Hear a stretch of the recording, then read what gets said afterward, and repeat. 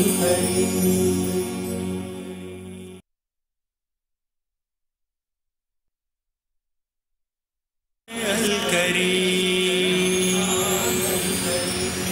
ناظرین welcome back, ایک دفعہ پھر آپ کو خوش آمدید کہتے ہیں میٹرو ون نیوز کی ماہ رمضان المبارک کی خصوصی نشریات آباد ہے رمضان کے ساتھ میں ہوں آپ کا میزبان ڈاکٹر بلند اقبال۔ سلسلہ ہے بیان رمضان کا اور روزانہ کی طرح ہمارے ساتھ موجود ہیں شجاع الدین شیخ صاحب۔ السلام علیکم شجاع بھائی، خوش آمدید کہتے ہیں سر، بڑا اچھا لگتا ہے آپ ہمارے ساتھ موجود ہوتے ہیں، اور خاص طور پہ روزے کا وقت چونکہ قریب ہوتا ہے اس لیے کہتے بھی ہیں کہ کچھ ایسی باتیں اللہ تعالیٰ کا بیان جو ہے نا ہمیں زیادہ سمجھ میں آتا ہے جب اللہ تعالیٰ کے بارے میں باتیں بیان کی جاتی ہیں۔ وعلیکم السلام ورحمۃ اللہ وبرکاتہ۔ ڈاکٹر صاحب جزاک اللہ خیر۔ ویسے بھی رمضان شریف کے مہینے میں دل تھوڑے نرم بھی ہوتے ہیں، اور جب ہم کھانے پینے کو چھوڑتے ہیں تو ذرا روح ہماری، بلکہ خاصی روح ہماری بیدار ہوتی ہے، اور جب یہ آخری لمحات ہوتے ہیں تو اس میں ذرا اللہ کی رحمتوں کی طرف متوجہ بھی بندہ زیادہ ہوتا ہے، اور اسی نسبت سے کوشش ہوتی ہے کہ وہ خیر کی بات اس موقع پر ہو تاکہ ہم سب کو مجھ سمیت فائدہ ہو اور ہم اس پہ عمل درآمد کی بھی کوشش کریں۔ تو آج انشاءاللہ آپ کی اجازت سے ہم بات کرتے ہیں کہ اللہ تعالیٰ کے رسول علیہ السلام کی بڑی قیمتی حدیث ہے جو ہر شخص کی جو ذمہ داری پر ہے، خواہ وہ ماں باپ کی ذمہ داری ہے، وہ ایک شوہر کی ذمہ داری ہے، وہ ماضی کی اگر بات کریں کوئی کسی کا غلام یا کنیز کا مالک تھا، یا ایک حکمراں جو اپنی رعایا کا ذمہ دار ہو، تو اس کے تعلق سے اللہ کے نبی علیہ السلام نے بڑی اہم رہنمائی عطا فرمائی۔ اسی پر آج کلام کرتے ہیں۔ جی بالکل، جزاک اللہ خیر۔ السلام علیکم ورحمۃ اللہ وبرکاتہ۔ بسم اللہ الرحمن الرحیم۔ فقط قال رسول اللہ صلی اللہ علیہ وآلہ وسلم کلکم راع وکلکم مسئول عن رعیتہ، او کما قال رسول اللہ صلی اللہ علیہ وسلم۔ اللہم صلی وسلم علی نبینا محمد، رب اشرح لی صدری ویسر لی امری واحلل عقدۃ من لسانی یفقہوا قولی واجعل لی وزیرا من اہلی، آمین یا رب العالمین۔ ناظرین کرام، آج میں نے آپ کے سامنے نبی مکرم صلی اللہ علیہ وآلہ وسلم کے ایک مبارک فرمان کا ایک حصہ پیش کیا ہے، اور جس میں آپ صلی اللہ علیہ وسلم نے ارشاد فرمایا کہ کلکم راعٍ، ہر ایک تم میں سے راعی ہے۔ اس راعی کے لفظ کا اگر اردو میں ترجمہ کریں تو ترجمہ بنتا ہے چرواہا۔ بڑا دلچسپ اور بڑا قیمتی لفظ ہے، اور بڑا وسیع مفہوم کا حامل لفظ ہے جو اللہ کے رسول علیہ السلام نے اختیار فرمایا کہ الا کلکم راعٍ، آگاہ ہو جاؤ تم میں سے ہر ایک راعی ہے، ایک شیپرڈ ہے، ایک چرواہا ہے، اور وَكُلُّكُمْ مَسْئُولٌ عَن رَعِيَّتِهِ، ہر ایک سے اس کی رعیت کے بارے میں سوال ہوگا۔ چرواہے کا لفظ جو حضور نے استعمال فرمایا بڑا قیمتی، علماء نے اس پر بڑا کلام فرمایا۔ میں اس حدیث کا ترجمہ مکمل کر لوں پھر بات کرتے ہیں آگے۔ حضور نے فرمایا کہ ایک شوہر اپنی بیوی کے بارے میں کل اللہ کے ہاں جواب دہ ہے، ایک ماں اور باپ والدین اپنی اولاد کے بارے میں کل اللہ سبحانہ وتعالیٰ کے ہاں جواب دہ ہیں، ایک بیوی اپنے شوہر کے گھر اور مال کے بارے میں اللہ تعالیٰ کے ہاں جواب دہ ہے، ایک مالک ہے، آقا ہے، تو وہ اپنے غلام اور کنیز کے بارے میں کل اللہ کے ہاں جواب دہ ہے، اور ایک حکمراں ہے تو وہ اپنی رعایا کے بارے میں کل اللہ سبحانہ وتعالیٰ کے سامنے جواب دہ ہوگا۔ یہ اتنے سارے پہلو رعیت کے حوالے سے، ذمہ داری کے حوالے سے اللہ کے پیارے پیغمبر صلی اللہ علیہ وسلم نے بیان فرمائے ہیں۔ اب یہ بات کہ اللہ کے رسول نے چرواہے کا لفظ استعمال کیا، بڑا دلچسپ نقطہ ہے۔ ہم بھی جو پاکستان میں رہنے والے ہیں جانتے ہیں ان تصورات کو کہ چرواہا کسے کہتے ہیں، شہروں میں رہنے والے بھی ان تصورات سے واقف تو ہیں۔ چرواہا وہ ہوتا ہے کہ جو کسی کے گھر سے اس کے چند جانوروں کو لیتا ہے، جانور اس کے نہیں ہوتے، جانور اس کے پاس امانت ہوتے ہیں، صبح سے لے کے جاتا ہے، شام کو واپس لے کر آتا ہے، خاصی طویل وقت کی اس کی ذمہ داری ہوا کرتی ہے، اور اگر ایک بکری بھی کہیں ادھر ادھر ہو گئی تو بڑا نقصان اور بڑا گھاٹا ہو جائے گا، تو اس کو بڑا اٹینٹیو رہنا پڑتا ہے۔ کوئی بکری ادھر کی طرف جا رہی، کوئی دوسری طرف جا رہی ہے تو وہ ہر طرف نگاہ بھی رکھ رہا ہوتا ہے، اور بکرے یا بکریاں یہ جانور تو آرام پھر بھی کر لیتے ہیں، یہ زیادہ آرام کر نہیں پاتا، اور اس ساری ذمہ داری کو ادا کرنے کے بعد اس کو جو معاوضہ ملتا ہے وہ بہت ہی تھوڑا سا ہوتا ہے۔ یہ ایک اشارہ ہے، ورنہ ایک صاحب علم جو یو ایس اے میں ہوتے ہیں انہوں نے 1 گھنٹہ اس لفظ کی تشریح پر گفتگو فرمائی۔ بہت قیمتی یہ لفظ ہے جو اللہ کے پیارے نبی علیہ السلام نے اختیار فرمایا۔ تو ہم میں سے ہر ایک ذمہ دار ہے، اور جو اس کی ذمہ داری میں ہے، اس کی رعیت میں، اس کے انڈر میں ہے، ان کے بارے میں اس سے سوال ہوگا۔ اگر باپ ہے تو اولاد کے بارے میں سوال ہوگا۔ آج ہم سب، میں بھی باپ ہوں الحمدللہ، میں بھی صاحب اولاد ہوں، ذرا غور کریں، ہم اپنی اولاد کے بارے میں بڑے فکر مند ہوتے ہیں، اور ہونا بھی چاہیے، اس میں کوئی شک کی بات نہیں ہے، لیکن کیا ہم ان کے صرف لباس اور ان کے جسم کی حاجات، ان کا صرف کھانا پینا، ان کی دنیاوی تعلیم یہیں تک ہی سوچتے ہیں، یا اس سے آگے بھی سوچتے ہیں؟ ہم جان چکے ہیں، ہم نے ذکر کیا بیان رمضان کے محافل میں کہ انسان نرا حیوان تو نہیں ہے نا، اللہ نے انسان میں روح میں سے بھی پھونکا تو کیا ہم اپنی اولاد کی روحانی ضروریات کی بھی فکر کر رہے ہیں کہ نہیں کر رہے؟ کل اس اولاد کو جس کو آج ہم نے بڑا پروان چڑھایا، اس کے بارے میں جواب دینا ہوگا اللہ تعالیٰ کے ہاں۔ قرآن فرماتا ہے سورہ تحریم آیت نمبر 6 میں، یا ایھا الذین آمنوا قوا انفسکم واہلیکم نارا، اے ایمان والو اپنے آپ کو اور اپنے گھر والوں کو جہنم کی آگ سے بچاؤ۔ غور کیجئے گا ہم اپنے بچوں کے میتھس کے بارے میں کتنے فکر مند ہوتے ہیں اگر نمبر ان کے کم آ رہے ہوں، ہم اپنے بچوں کے انگلش کے بارے میں کتنے فکر مند ہوتے ہیں اگر ان کا ایکسنٹ صحیح نہ ہو، ایسا ہی ہے نا؟ تو ہم اپنے بچوں کے ایمان کے بارے میں، ہم اپنے بچوں کے عقیدے کے بارے میں کس قدر فکر مند ہیں۔ ابھی تو لاک ڈاؤن کا معاملہ ہے، اللہ تعالیٰ آسانی فرمائے، حالات کو بحال فرما دے، صبح سویرے بچوں کو اسکول ڈراپ کرنا یا ان کی وین کے لیے ان کو تیار کرنا، ذرا لیٹ ہو تو کتنے فکر مند ہوتے ہیں۔ میرا بچہ نماز کے لیے لیٹ ہو رہا ہے، میں فکر مند ہوتا ہوں۔ میرے بچے نے اچھی طرح پڑھائی نہیں کی یا وہ کتاب نہیں کھولا، مجھے غصہ آ جاتا ہے۔ میرے بچے نے اللہ تعالیٰ کا کلام نہیں کھولا، میں فکر مند ہوتا ہوں کہ نہیں؟ بس اشارہ ہے، ایک باپ ذمہ دار ہے اپنی اولاد کے بارے میں، جہاں مادی اس کی حاجات پوری کرے وہاں اس کی روحانی حاجات کو اور آخرت کی ضروریات کو پورا کرنے کی بھی کوشش کرے۔ ایک بیوی سے شوہر کے گھر اور کے بارے میں سوال ہوگا، وہ اپنے شوہر کی عفت کی حفاظت کا معاملہ رکھے، اپنے گھر کی حفاظت، اس کے گھر کی حفاظت کرے، اس کے مال کی حفاظت کرے اور اس کے بچوں کی دیکھ بھال کرے۔ یہ جو آج تصور ہے نا کہ عورتوں کو بہت زیادہ آؤٹ ورڈ لوکنگ کر دیا گیا اور بچے رل جاتے ہیں اور یہ غیر فطری نظام زندگی ہم نے اختیار کر رکھا، یہ اسلامی تعلیمات سے مطابقت نہیں رکھتا۔ گھر کی ملکہ عورت کو بنایا گیا اور گھر کی ذمہ داری عورت پر ڈالی گئی، اور شوہر کا بستر، اس کا مال اور اس کی اولاد، ان کے تعلق سے بیویوں سے سوال ہوگا۔ اللہ کے پیارے نبی علیہ الصلوۃ والسلام نے فرمایا، کوئی اگر مالک ہے، آقا ہے، تو اس کے غلام و کنیز کے بارے میں سوال ہوگا۔ غلام و کنیزوں کا معاملہ ایک وقتی طور کا معاملہ ہوتا ہے جب جنگی حالات پیش آ جائیں۔ کیا تعلیم دین عطا کرتا ہے؟ جو خود کھاؤ گے انہیں کھلاؤ گے، جو خود پہنو گے انہیں پہناؤ گے، اور اگر 70 مرتبہ بھی غلطی کرے، غلام کی بات ہے، غلام کی بات ہے، تو اس کو معاف کر دینا۔ یہ اسلام کی خوبصورت تعلیم اس طبقے کو اکوموڈیٹ کرنے کے لیے، تاکہ یہ غلامی سے نجات پائیں اور سوسائٹی کے اندر اکوموڈیٹ ہو۔ تبھی بہت سے گناہوں کے کفاروں میں غلاموں کو آزاد کرنے کی تعلیم بھی ہمارے دین نے عطا فرمائی۔ تو شوہر سے پوچھا جائے گا، ماں باپ سے پوچھا جائے گا، اور بلکہ باپ سے پوچھا جائے گا، بیوی سے پوچھا جائے گا، آقا سے پوچھا جائے گا، شوہر سے بیوی کے بارے میں پوچھا جائے گا۔ بیوی کے لیے کپڑے کا انتظام کرنا، زیور کا انتظام کرنا، اس کے میک اپ کے سامان، اس کے اور اخراجات کو پورا کرنا، بالکل ٹھیک ہے، کوئی حرج کی بات نہیں ہے۔ لیکن اس اللہ کی بندی کو اللہ کی بندی بنایا کہ نہیں، اور اللہ کا دین سکھایا کہ نہیں، یہ شوہر سے پوچھا جائے گا۔ مرد جو آج کہتے ہیں نا ہم بڑے ہیں، تو تمہیں اور ہمیں اللہ نے بڑا ایسے ہی نہیں بنایا، اللہ نے بڑی ذمہ داری کے ساتھ بنایا۔ گھر والوں کی مادی اور روحانی حاجات کو پورا کرنا یہ مرد کے حوالے ذمہ داری کی گئی ہے۔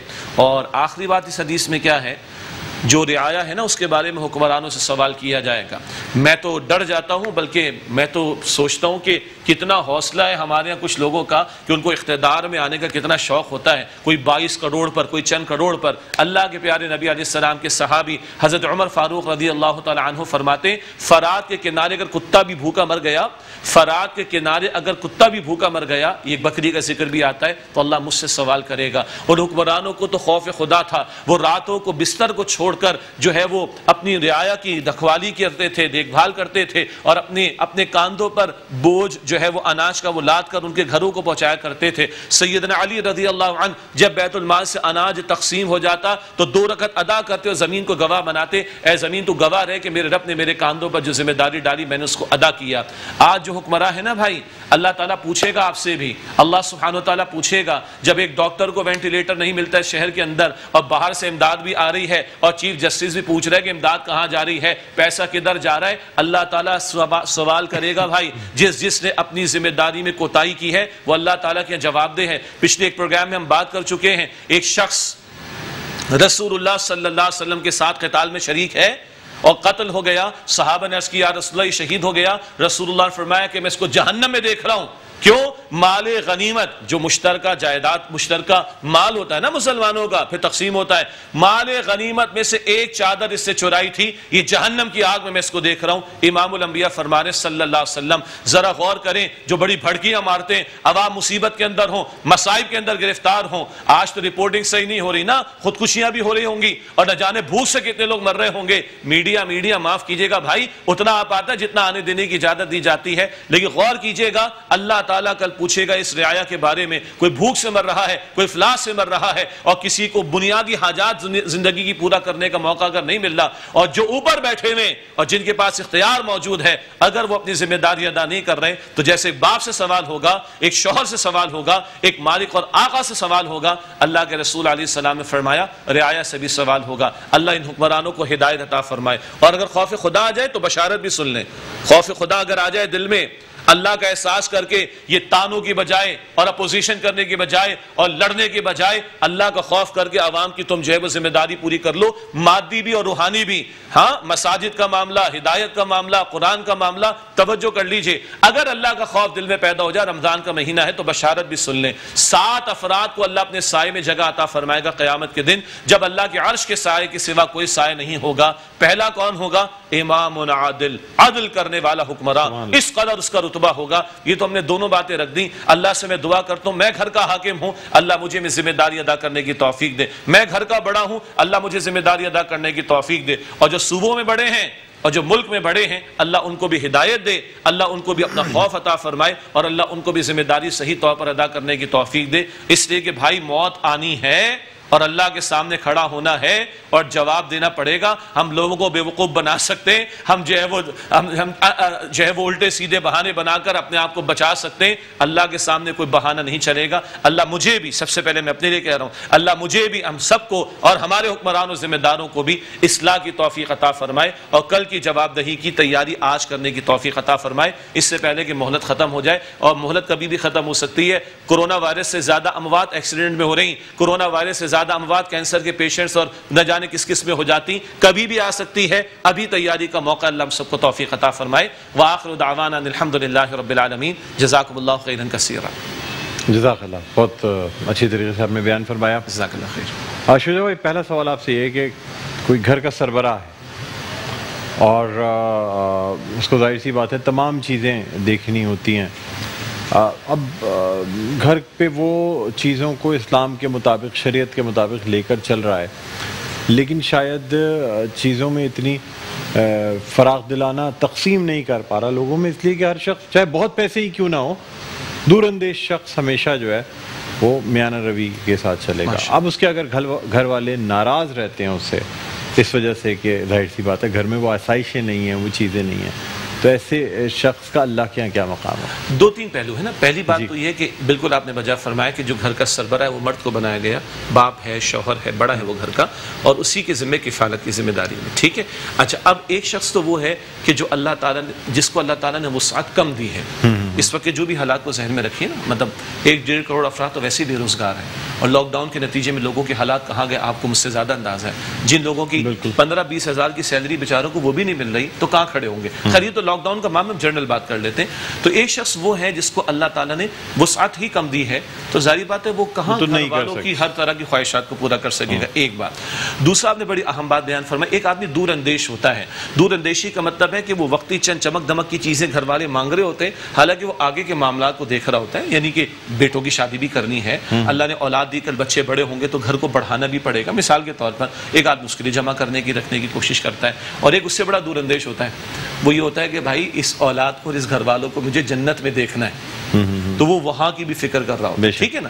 اچھا، تو اس بندے کو یہ چاہیے کہ جو دور اندیشی چاہے وہ دنیا کے معاملات میں کر رہا ہے، گھر والوں کی بھلائی کے لیے، تو ان کے سامنے کھول کر رکھے کہ دیکھو آج تم چاہو تو گلچھرے اڑا دو، لیکن کل کیا ہوگا جب ہمارے پاس یہ اس طرح کے اخراجات سامنے آئیں گے تو ظاہر بات اس کو میٹ نہیں کر سکیں گے۔ اور اگلی بات یہ ہے کہ اکیلا آدمی گھر کا نظام چلا نہیں سکتا، جیسے اکیلا حکمران نظام نہیں چلا سکتا جب تک کہ اس کو مشیر اور معاونین اچھے نہ ملے اور رعایا کی سپورٹ بھی نہ ملے۔ تو گھر کا جو فرد سربراہ ہے نا، شوہر، اس کو بھی بیوی کی سپورٹ کی ضرورت ہے، اس کو بھی اولاد کی سپورٹ کی ضرورت ہے۔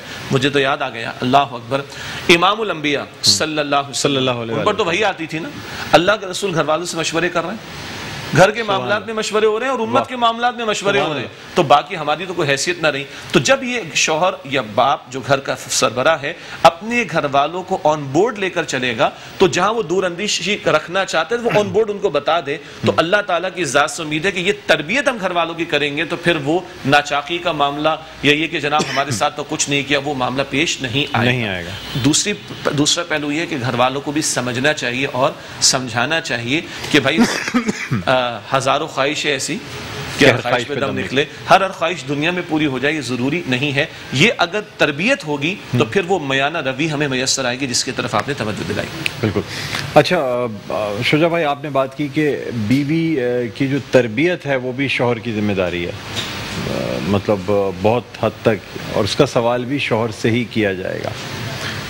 سر اب ایک بیوی ہے وہ تو بہت صحیح زندگی گزار رہی ہے، شوہر نے تربیت بھی صحیح کی ہوئی ہے، لیکن وہ خود اگر تائب نہیں ہے تو ایسی صورت میں سر پھر کیا ہوگا؟ ایک اس نے اپنی ذمہ داری پوری کر دی، وہ سمجھتا ہے کہ میں نے گھر کی ذمہ داری اتار دی، ہر طریقے سے میں نے سب کچھ کر لیا، تربیت بھی کر دی، بچوں کی بھی تربیت کر رہا ہوں. تو آگے پھر لوگ کہتے ہیں اب تو باقی تو میں آزاد ہوں، مرد ہوں، میری جو مرضی آئے میں کرتا گھوموں. نہیں، یہ جو ہے نا آزادی کے نعرے یہ اچھے نہیں ہے ویسے آپ اس کی بات. اور میں آزاد نہیں ہوں، اس کی وجہ کیا ہے؟ دیکھیں قرآن ہمیں ایک جگہ کہتا ہے وَاعْبُدْ رَبَّكَ حَتَّىٰ يَأْتِيَكَ الْيَقِينُ، اپنے رب کی عبادت کیے چلے جاؤ جہاں تک کہ یقینی بات یعنی موت آ جائے.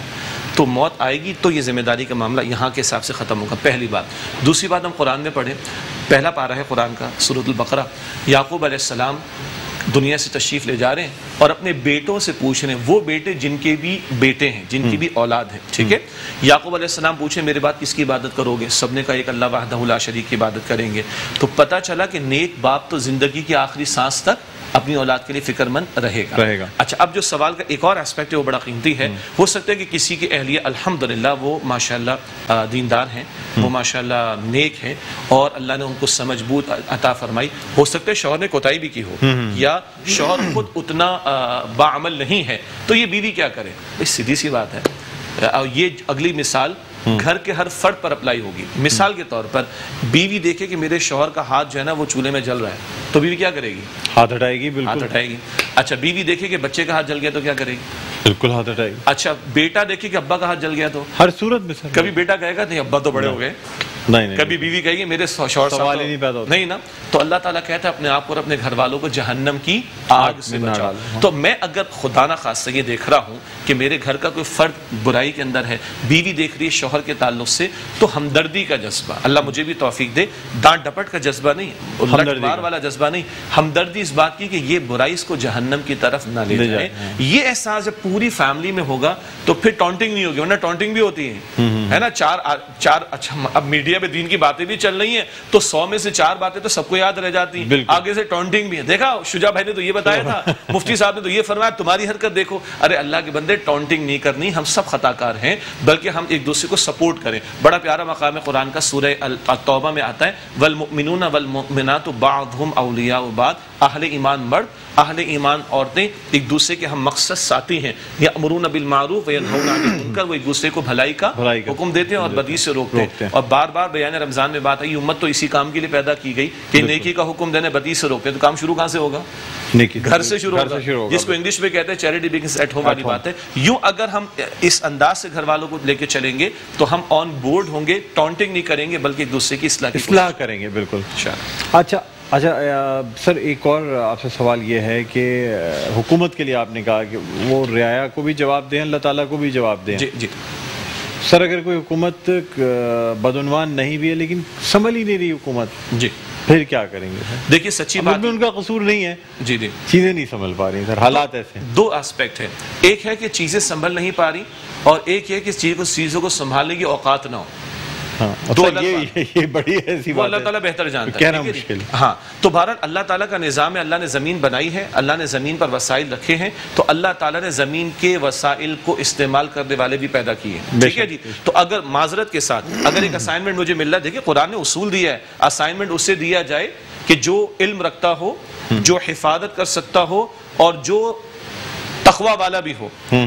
جی یعنی ایسا نہیں کہ نااہل قسم کے لوگوں ایسے ہی شخص کو حکومت دینی چاہیے، جو ہاں ایسوں کو دینی چاہیے. جیسے حفیظ علیم، یہ بڑی پیاری صفات ہے. یوسف علیہ السلام کی مشہور واقعہ، ان کا میں حفاظت کرنے والا ہوں اور میں علم رکھنے والا بھی ہوں، تو ہر اہل غیرے کو نہیں دی جاتی. اسی طرح جو نیک نیتی کے ساتھ سمجھتے ہیں کہ اب ہم حکمرانی میں آ تو گئے ہیں تو بھائی 22 کروڑ بانجھ نہیں ہے، اس قوم کے لوگ ناسا کے اندر جو ہے وہ اپنی سروسز دے رہے ہیں، اس قوم کے پڑھے ہوئے آکسفورڈ یونیورسٹی میں پڑھا رہے ہیں، اس قوم کے پڑھے ہوئے آئی ایف اے میں جا کے ورلڈ بینک میں جا کے رسپانسبلٹیز پرفارم کر رہے ہیں، اس قوم کے پڑھے ہوئے امریکہ کی ملٹی نیشنل کے اندر اپنی سروسز پرووائڈ کر رہے ہیں. یہ قوم بانجھ نہیں ہے. آپ نیک نیتی رکھو، آپ اللہ کے ساتھ اپنے آپ کو جوڑو، آپ قوم کے سامنے حق بات کو بیان کرو، آپ اعتراف کرو کہ کوتاہیاں ہیں، آپ اعتراف کرو کہ ہمیں سپورٹ کی ضرورت ہے. اس طرح کا لے کے چلیں گے اور اللہ کے ساتھ تعلق. دیکھیں مسلمان کے لیے کہہ رہا ہوں، کافر کا معاملہ ڈیفرنٹ ہے. اقتدار تو اللہ نے فرعون کو بھی دیا تھا، شداد کو بھی دیا تھا، نمرود کو بھی دیا تھا. مسلمان کا معاملہ ہے کہ وہ اللہ کے ساتھ معاملہ سیدھا رکھے گا تو اس کی رعایا بھی اچھا رکھے گی. اس کے ساتھ ایک واقعہ سنا کر بات اس مکمل کرتا ہوں. ایک صحابی رضی اللہ تعالیٰ عنہ اپنے گھوڑے پہ سوار تھے، گھوڑے کو قابو کرنا، قابو نہیں آیا. ایک اٹیمپٹ، دو اٹیمپٹ، ڈاکٹر صاحب تیسری اٹیمپٹ کے بعد انہوں نے گھوڑا چھوڑا اور سجدے میں چلے گئے. تو دور سے ایک اور صاحب دیکھ رہے تھے، جب سجدے سے اٹھے بولا بھئی کیا ہوا؟ کہا لگ رہا ہے کہ میں نے اپنے رب کی نہیں مانی، تو جو میرے انڈر میں وہ میری نہیں مان رہا، تو بجائے اس کے کہ میں اس کو کھینچوں، چھوڑوں اس کو اور رب کے سامنے جھک جاؤں. اور آخری جملہ، رب کے سامنے جھک جاؤ، سستے میں کام ہو جائے گا انشاءاللہ تعالی. سبحان اللہ، بہت خوبصورت بات آپ نے کی. شجاع بھائی بہت شکریہ، آپ تشریف لائے. ناظرین ہمارے سیگمنٹ کا وقت اپنے اختتام پر پہنچتا ہے، کہیں نہ جائے گا، دیکھتے رہیے میٹرو ون نیوز کی خصوصی نشریات. آباد ہے رمضان.